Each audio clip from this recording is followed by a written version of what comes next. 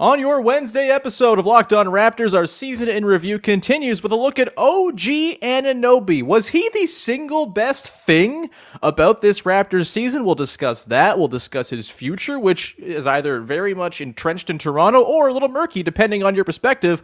We'll get to all of that with Katie Heindl of Dime and Basketball Feelings coming up on today's show. Thanks so much for hanging.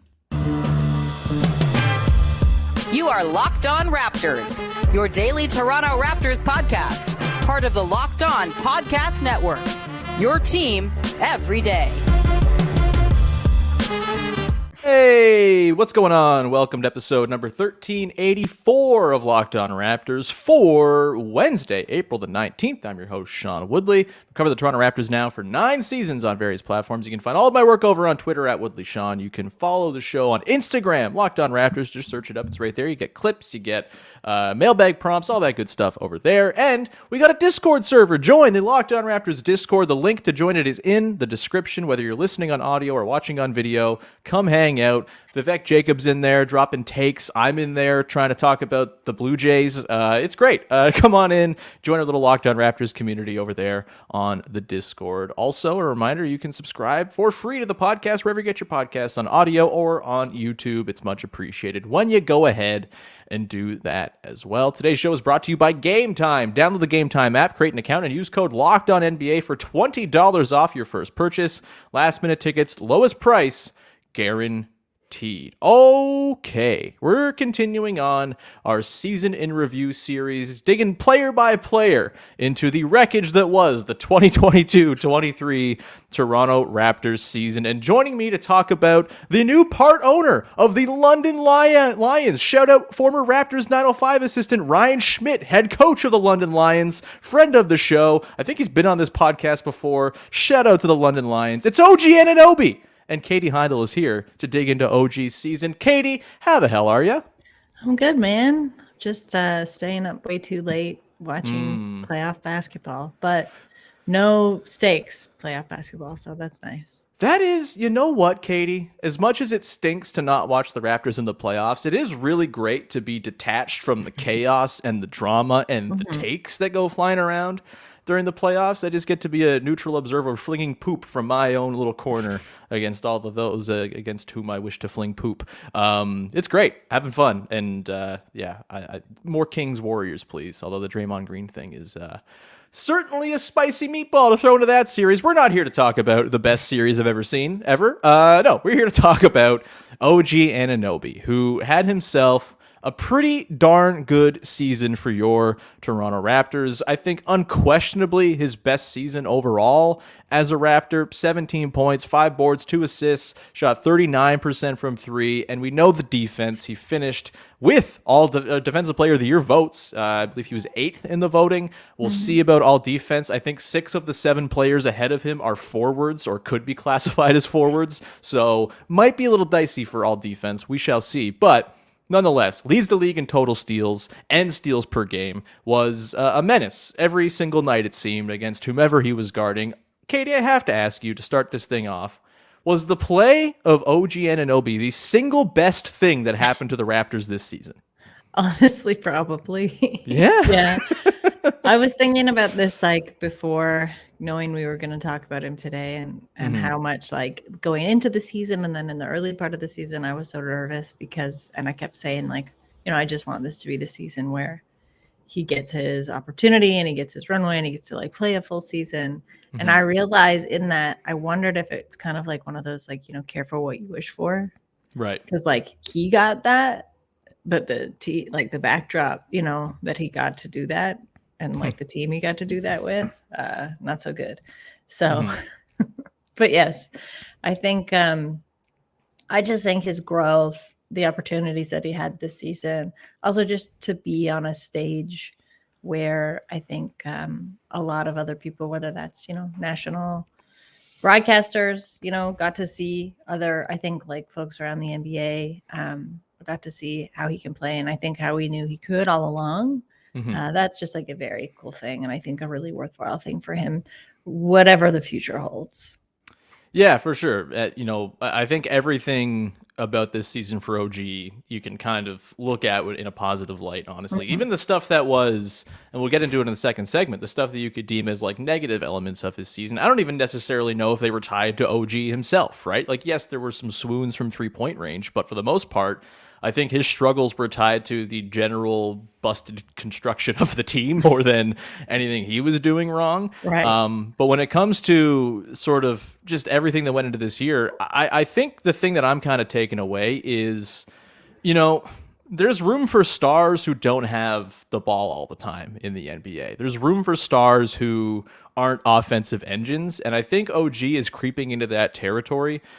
He's bloody efficient, right? Like 59% true shooting just about this season. Really, I think cut out a lot of the more sort of less efficient parts of his game and really just kind of plucked low-hanging fruit to great effect all season long.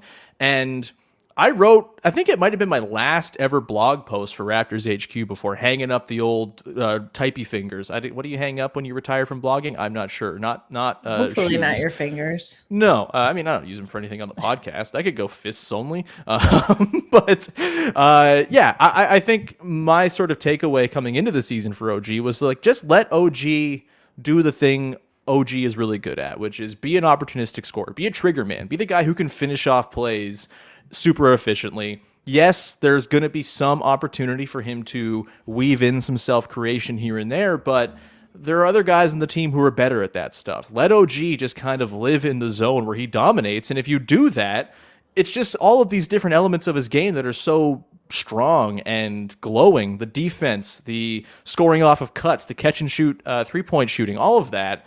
If you just let that be the stuff he focuses on, he does all that stuff so well that he is going to transform himself into something resembling a star player, even if the numbers don't suggest, like 17, 5 and 2, don't scream, look at this star player, but in his role, absolutely he's a star. He might be like the best fourth option in the NBA, right? And there's no shame in that. Just because, that there was this sort of, I think, unfair connecting of dots between Kawhi Leonard and OG just because they're both similarly sized and muscly and quiet. I think there's this sort of desire to see OG become this, apex predator wing type player, and that's not in the cards for everybody. But if you can really hone in on the stuff that you're good at, I think for OG, he was probably the player this season that the Raptors did the best job with of accentuating the stuff he does well. And that is the stuff I'm taking away from this season. I don't need to see OG create 20 times a game. I don't need to see him run a ton of pick and rolls. Do the stuff you do, and you're going to be damn excellent. I think we saw that over the course of this season. As far as sort of big overarching positive takeaways, was there anything in particular, like a certain section of his game, like something that really popped to you as like something you're really going to take away from? And hey, do you want to see maybe even a more leveled up responsibility for him based on some of the stuff we saw this year? I'm obviously down the stretch of the season, there's a little bit more in terms of pull-up stuff and a little bit more creation in little pockets where he could go do it and not just detract from the offense or the flow. What do you see as sort of, his future in that creation department? And otherwise, what are the other parts of his game that really popped to you? I mean, I'm sort of two minds about it, especially in the camp of like everybody always needs to do more because I don't think, to your point, that's not always necessary, nor not always possible really with 5 players on a floor. Yeah, or possible, or just like, when you look at the things that he does really well, a lot of which you outlined, that's enough to me. Yeah. Like that's kind of more than enough. And there are a lot of other teams that would kill for the contributions that he's able to make, in game. That said, I do want to put some weight behind, whether or not they were rumors or, just like his apparent desire to have more of a role, like a role and like a defined role of the team, because I do think that was a problem team wide for a lot of guys. There was a real lack of clarity in terms of direction, and and within that, there's expectations of somebody and what the team's expectations are of them, and then I think there's conduits for future growth in giving somebody a role, and I would have liked to see that, and I would if he still stays with the Raptors, I would like to see that next season, because I think he's somebody who's shown he can take on responsibility. And maybe that role, to be clear, like maybe that role, it's not like, oh, you got to do a ton more things. It's just, we're going to make plays that are going to be more generative for you and focus on your skill set, right? And really like put you in a good position to shine. Because I think that's completely like if the Raptors are going to still be this like defensively, and I don't know about this because I do feel like they got to go back to the drawing board on this one.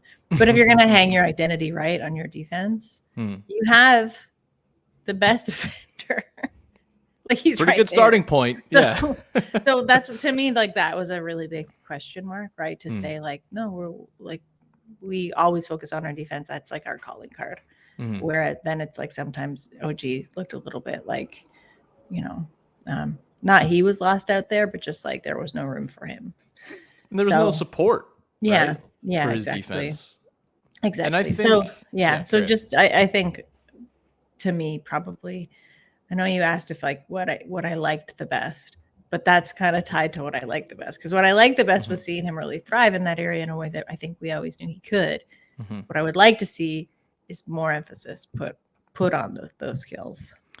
Yeah, and I do wonder, obviously I think the shape of the team changed drastically after Yak came in, and I think it was really encouraging to see the way OG really thrived playing off of Jakob Poeltl. He might be the guy, I know Fred's pick and roll game really got unlocked, but I think OG was the guy who benefited most from Yak, kind of both ends, right? Because there's a little bit more liberty for him on defense to be a little bit more of like an aggressive menace type, just because that Yak's there behind you and you don't have to be the only line of defense. There is a back line of defense now to sort of give him a little more insurance when he wants to go make his gambles, and he's a very good gambler, and so you let him gamble more, it's going to lead to a lot of good things for the Raptors.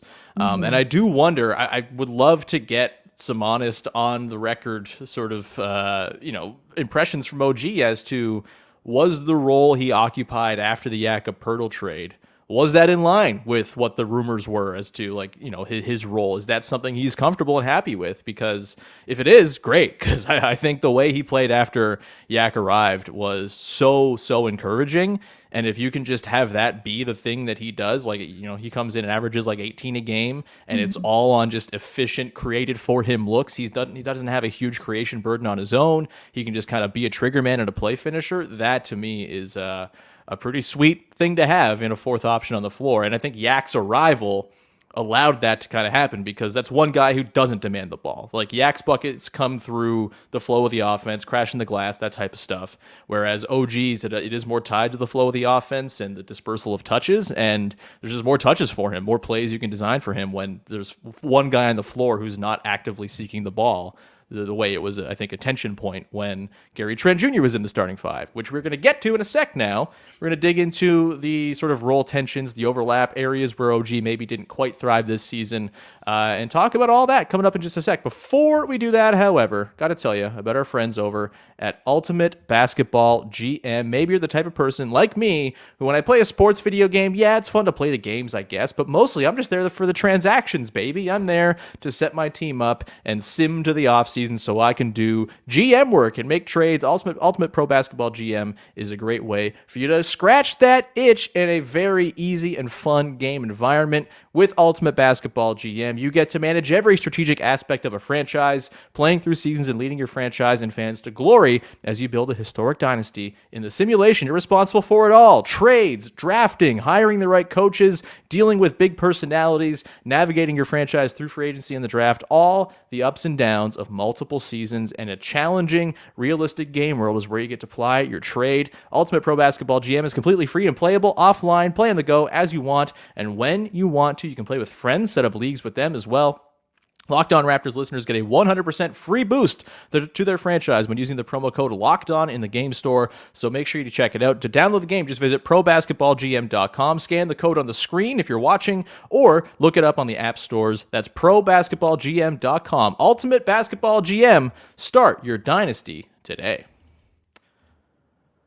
Continuing on here with your first listen of the day. Thanks to all the everyday listeners tuning in. If you are an everydayer, as always, drop it in the comments. Let us know. It's always nice to see the folks who make the decision to listen to me every day. We'll get some help for you. Don't worry. Let's dive in, Katie, to the negative underbelly of OG Anunoby's season. And like I said off the top, I don't think you can really look at this season and say any of the things that were bad about OG's season were really on him. Obviously there was that sort of middle part of the season, I would say like January, where he really dropped off. I think we saw Scotty Barnes's sort of move into the middle of the floor, operating as the center, as it were. That became a lot more of a Scotty-centric team. It became a lot more, Gary Trent Jr. was obviously heavily involved there. And I think, honestly, the biggest tension point was lineups that featured both OG and Gary. I don't know if that is really the way the Raptors should be doing things going forward, right? And I think they learned that with the Jakob Poeltl edition, just having someone who can connect the dots and tie things together and isn't looking for shots. That's massive to getting OG to a spot where he feels like he has a prominent role, where he's not kind of sharing a role like it felt like he was with Gary Trent Jr. What was your sort of impression of that tension throughout the season? Do you feel like the Yak deal and the things after that we kind of talked about before the break did in fact have a positive impact on OG's role and sort of optimizing it? Obviously, we haven't heard from him. There's been no burblings or rumors about his level of contentment with the role that he had in the last 26 games, but just sort of general impressions on the interpersonal, it's not like it's a personal thing, right? It's just like a basketball overlap thing. Thoughts on the tensions that we saw with OG and his role and the sort of sharing of the ball as we went throughout this season? Well, I think a lot of them will be alleviated if we're just talking about Gary and OG. Like, I don't know that Gary will be back. I want to take that from his comments kind of in his exit interview a little bit. Anyway, I'll just say that those problems might be solved there. But I'm with you. I don't think that a lot of where I don't even want to say struggle is not the right word, right? But like a lot of maybe where he didn't play his best down those stretches. Yeah, January was one. I think right after the All-Star break, another.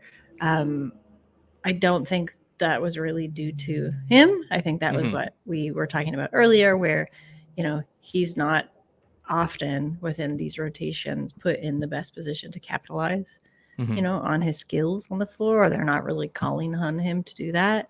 I think when you've got also a second-year player, to your personnel point, it is growing pains. You've got sophomore Scotty Barnes. You're trying to give him as many kind of touches and opportunities as you can and to invest in him and really grow his skill set, of which flagged and thrived again at varying parts of the season.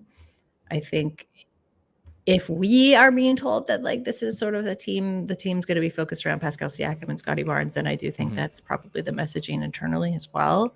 Sure. So OG, is going to have to take a supporting role, which again, I think he'd be really good at. He has been good at it anytime he's been asked to step up and support in that way. And I do think that sort of role is very complementary to the things that he's good at. So again, I think the struggles are sometimes what's frustrating about them is, from the outside, also, we could just sit here and say XYZ.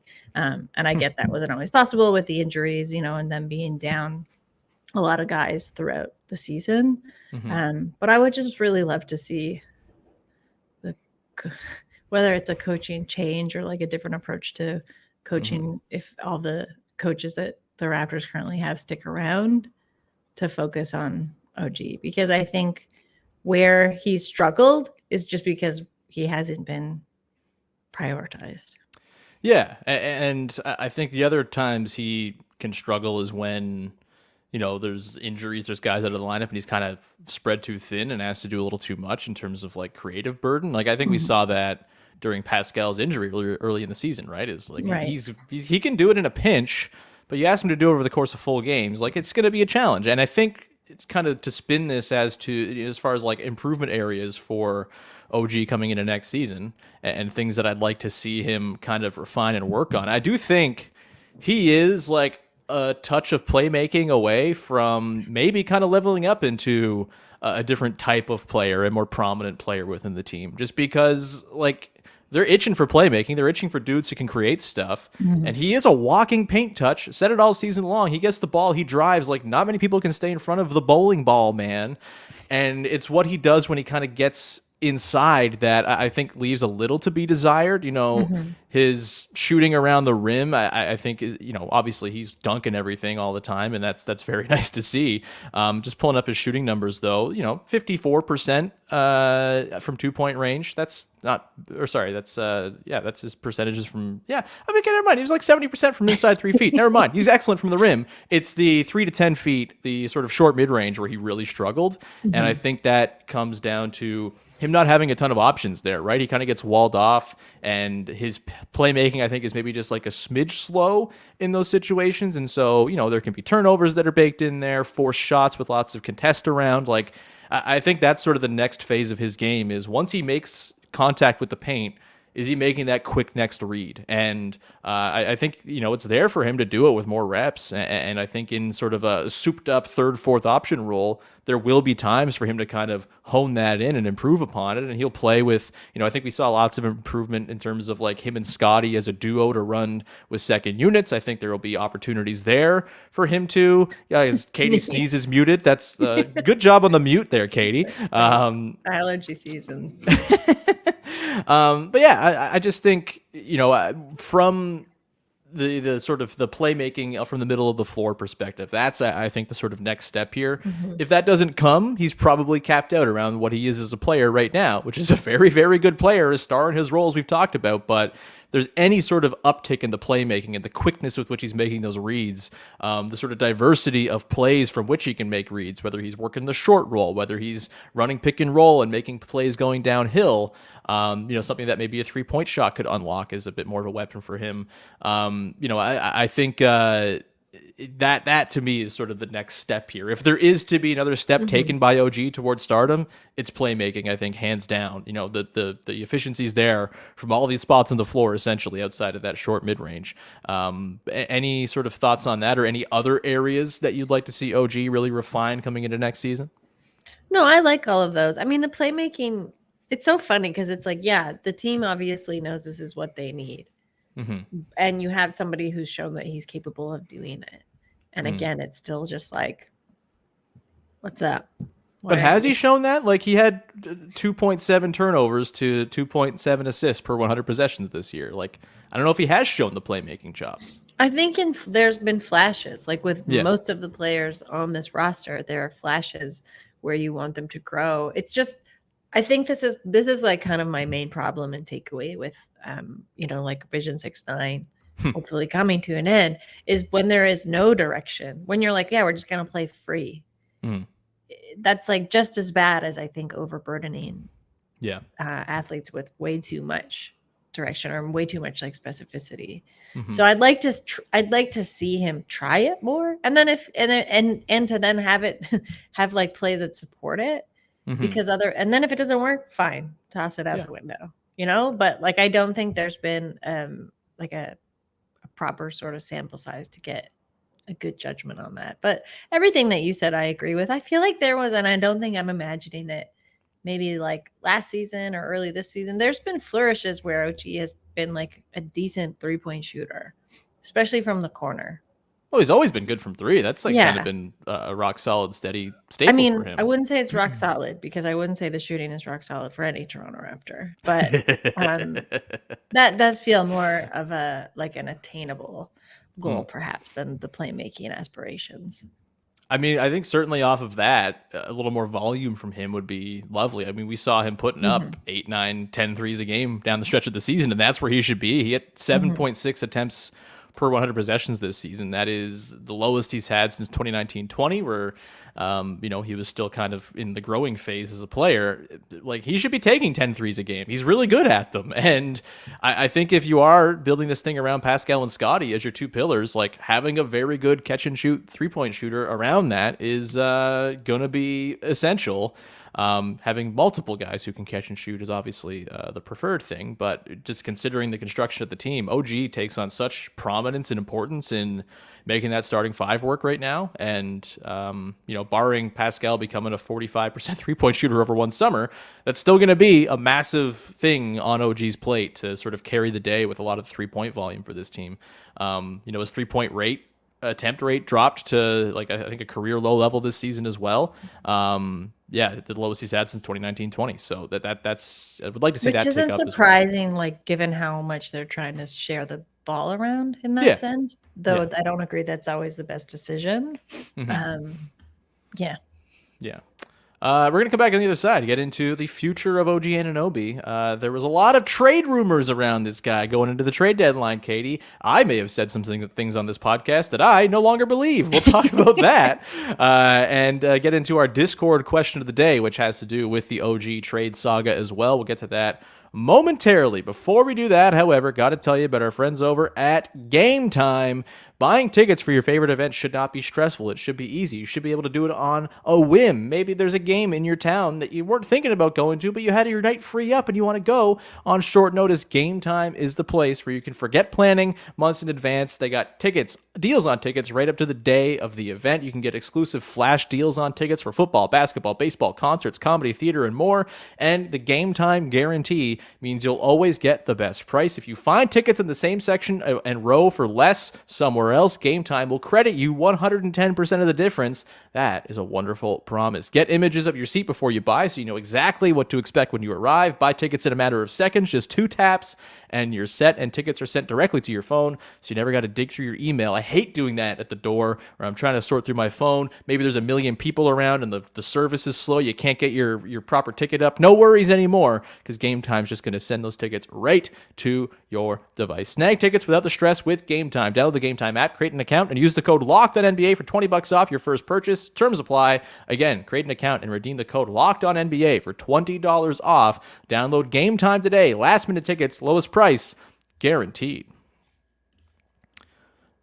We continue on, rounding out our OG Anunoby season in review episode, and we're going to start off with our Discord question of the day from the listeners. Again, putting out the call before each of these review episodes for the Discord folks to drop a question that we'll use in the show. If you want your question used, join the Discord. It's in the link. Do it. What are you doing? Why are you waiting? Get in there now.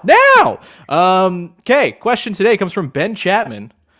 Does the OG trade talk in the short term feel short-sighted? Because although not necessarily a floor raiser of a flawed roster, when it comes to time to hit that theoretical ceiling, you won't be able to because you'll be an OG short. Does OG's value essentially feel like it's maybe not properly weighed because he is sort of a guy who's going to raise your ceiling as opposed to raise your floor? And on a bad team like the Raptors mostly were this season, he doesn't quite shine. He doesn't quite get that. The value doesn't quite come through the same way. Essentially, if the Raptors traded OG, would they regret it almost instantly not having him on the roster? Look, trade deadline time, I thought there was a pretty sound argument for dealing OG Anunoby. It seemed as though there might be some sort of bidding war for his services, and in the sort of at that time in the season, the fit was off. There were the rumors of his discontent. It seems as though the fit has been rectified with Jakob Poeltl. Of the things that we learned with Jakob Poeltl on the team, the 26-game fact-finding mission the Raptors set themselves on, I think the most slap-you-in-the-face fact is you should probably keep OG Anunoby on your basketball team because he's very good, and all good teams have a dude like that, or someone who could approximate what he does. Most of them have guys who do that, but worse than OG. There's a reason that there would be a long lineup for his services. Where are you at on the OG trade thing? Through the lens of Ben's question here as well, it's an interesting one because I still think there's plenty of value to be had in a trade for OG at the draft for some team that's lost in the playoffs unceremoniously.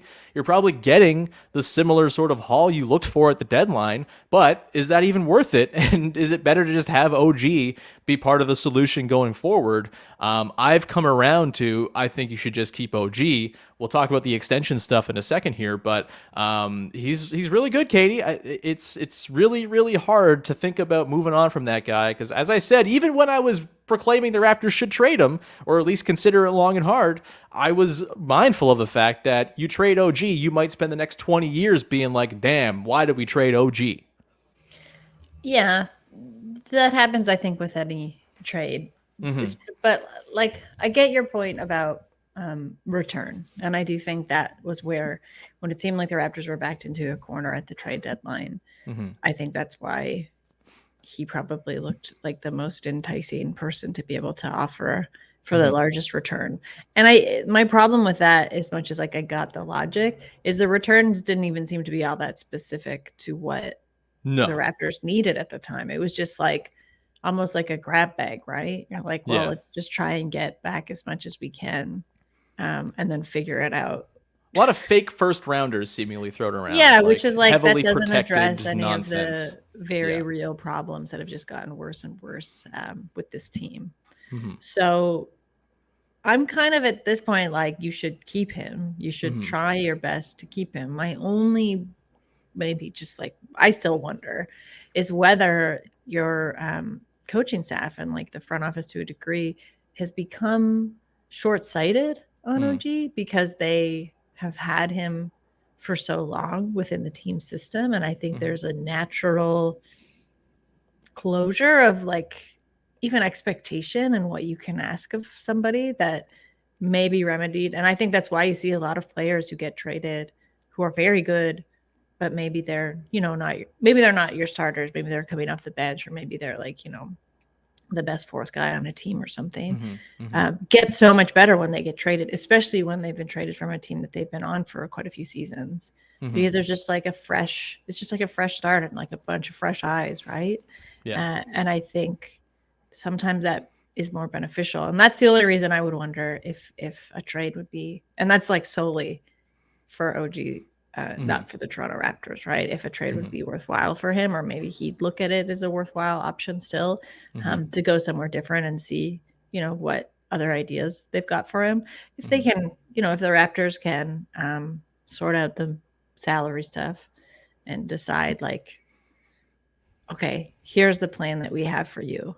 And here's the way that we want to fit you into our system going forward. Once they figure out what that system going forward is, then I think you strive really hard to keep him. Or I do think you'd be kicking yourself. I think they'd be kicking themselves if they got rid of him last season, even before you saw the like benefit, like the boon that he had this season, because he would have had this anywhere. Honestly, he is just that type of athlete. To have been a fly on the wall in his exit interview with the front office, right? Because like, I'd love to know where he's at. He seems like the hardest guy on the team to pin down exactly where he's at. And so maybe this is just like a foolish pipe dream, but to know what his thoughts were on his role after the Yak trade and whether that's amenable to him as a thing to occupy, going forward, it's kind of what this all hinges on, right? And if there's still a level of discontent within OG and his camp with the team, again, all burblings, we don't know anything for sure. It seems as though where there's smoke, there's fire, there's something going on. But, if there's still that level of like, I'm not sure this is for me, then you probably have to look at trading him this summer because you risk losing him for nothing at the end of next year if you can't extend him. And the extension thing is interesting. The CBA, obviously, they're still like reporting it as we go here, but the one thing with extension rules that applies to OG is now you can sign someone to an extension for 40% of their starting salary from the last contract as their starting number on their new deal, as opposed to a 20% raise. That could be enough to get OG signed to a long-term deal. If, I believe it's like 26.4 million or something like that can be his starting number on his next contract, as opposed to like 22 million, which would have been way too below his market value on the previous CBA rule. But I don't know if 26 mil is going to be enough either. Like that's fascinating to think about. I don't know where OG's camp is. You play another season like you just played. Maybe you make an all defense team. If you don't make it this year, or you make a second straight. If you go ahead and do that, finish higher in all defense, does that dude get a max? And also, I think there's a very real question to be asked. do you pay a max contract to a guy who can't really create his own shot reliably? And in an NBA where offense is everything, it seems, can you afford to tie up 25, 30% of your salary cap in a guy who is going to have to depend on others to have shots created for him? It's not an easy thing here. I would like to see OG around. Like the dream world is you extend him this summer for that new CBA allowed number and everything's happy and you go forward there. But if that number is not quite high enough for OG to say yes to, things get really interesting, and it comes down to the front office's conversations with him and his his representation and all that stuff. And if they get any sort of burblings that OG's jetting after this season, then you got to move him this summer. Like it's, and we don't know. It's unknowable unless you're in those rooms. But I think there's a serious risk if he's unhappy that you get to next season and realize if you don't trade him and he's about to walk, you realize you made a big mistake in not cashing in while you could.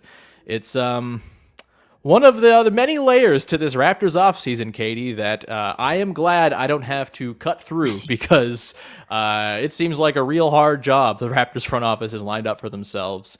As someone who often tries to go out of my way to make work as easy as possible, I don't get it, but I will trust they at least have some sort of plan and vision for what this is all going to be. Any last thoughts there on the concept of OG's summer and sort of all of these different unknowable questions that might dictate what happens with him?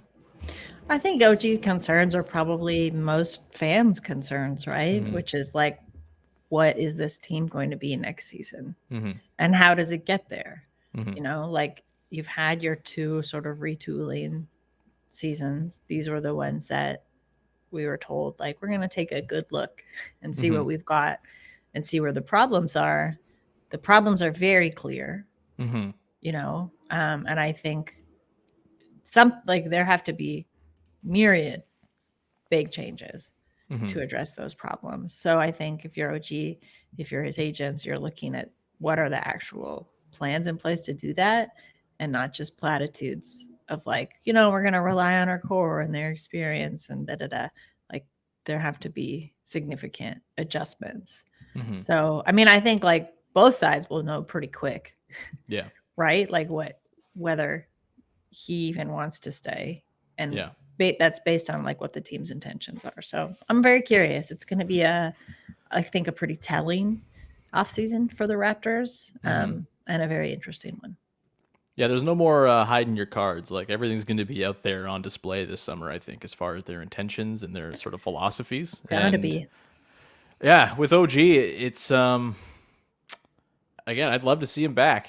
He's really good. I might have been a little too antsy to see him shipped off at the deadline, but I also think there are, I don't think you can just go like I know there's probably some who would be like, just make him like the second option, cast off Pascal and Fred and make him the second option. I think that's asking for trouble considering, like, I don't think he's Mikal Bridges who you amp up his role and he just becomes what Mikal Bridges has been, right? Like, I think there's a little bit more roboticness to the way he plays offense, and I don't think he's going to walk in and be like some sort of 26-point-a-game guy if you just give him free reign.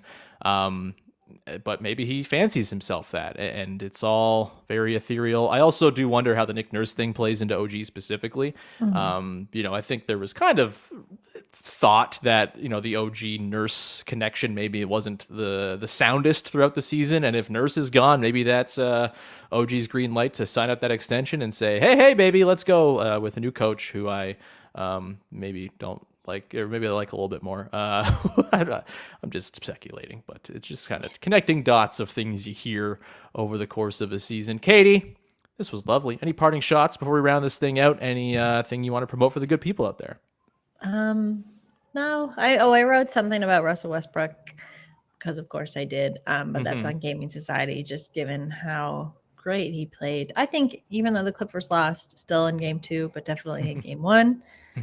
And I wrote something much more serious about the NBA's decisions around Miles Bridges' suspension, 10-game suspension, and that's at Basketball Feelings. I highly recommend people read the Miles Bridges piece that Katie wrote. It absolutely sucks that Katie keeps having to write these things, but we're all better off for it, Katie. It's you're very, very good at what you do. And the NBA coverage scene would be a lot less thoughtful without what you do. So, thanks, buddy. Sucks. Yeah. Anyway, we'll leave it there. Thank you so much for tuning in. Please support the show by subscribing, following, rating, review for free. We're on Instagram. Follow the show there. Follow me on Twitter at WoodleySean. Don't follow me on Twitter. What are you doing? You can also go and join the Locked On Raptors Discord. Link in the description. It's a lot of fun. Just talking ball. I'll eventually be talking Zelda in there once the new Zelda game drops in May. So all the sickos in there will be able to jump in and chat about it with me. It's lots of fun. Jump on into the Discord, and look forward to seeing you in there. We'll be back again tomorrow. Our pal Jamar Hines will be along as we continue our player review series. I'm going to let Jamar pick who he wants to review. I was going to let Katie do that, but I accidentally teased we were talking OG yesterday on the show, so I had to fully live up to my tease and force Katie to talk about OG. But I know you like talking about OG, so I didn't feel too bad about it. Either way, another player review tomorrow with Jamar, and we will continue on player review season here over the next couple of weeks. And then we dive into draft stuff, off-season machinations, all that good stuff. We'll leave it there. Thank you so much, and go make your second listen of the day. Locked On Leafs. It was bad last night. The boys over there, Mike and Dave, breaking it all down accordingly. It sucked, but the podcast will be very good, so go do that. Thanks so much for tuning in, and thanks for hanging.